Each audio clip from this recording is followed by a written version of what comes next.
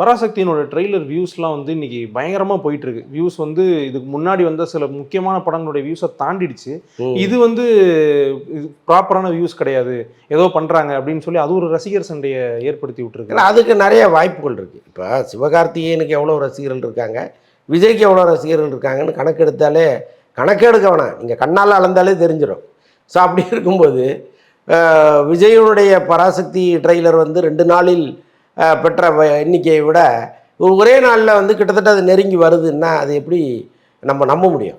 So அதில் ஏதோ ஒன்று நடந்திருக்கு. அது வந்து நம்ம கண்கூட அது தெரியுது. பட் இங்கே எல்லாமே இது தானேங்க. இப்போ பூக்கடை கூட விளம்பரம் தேவைப்படுகிற ஒரு காலத்தில் என்னுடைய ட்ரெய்லரை இவ்வளோ பேர் பார்த்தாங்கன்னா அவங்க பெருமையாக சொல்லணும்னு நினைக்கிறாங்க. அதன் மூலம் ஒரு கூட்டம் உள்ளே வரும்னு நினைக்கிறாங்க. அதை நம்ம வியாபாரமாக பார்த்து கடந்து போயிடணும். ஸோ இதை வந்து ரொம்ப அலசி ஆராய்ஞ்சு ஒரு பெரிய குற்றச்சாட்டு வைக்கிறதுல ஒன்றும் இல்லை, எல்லாமே பிஸ்னஸ் தானே. ஓகே.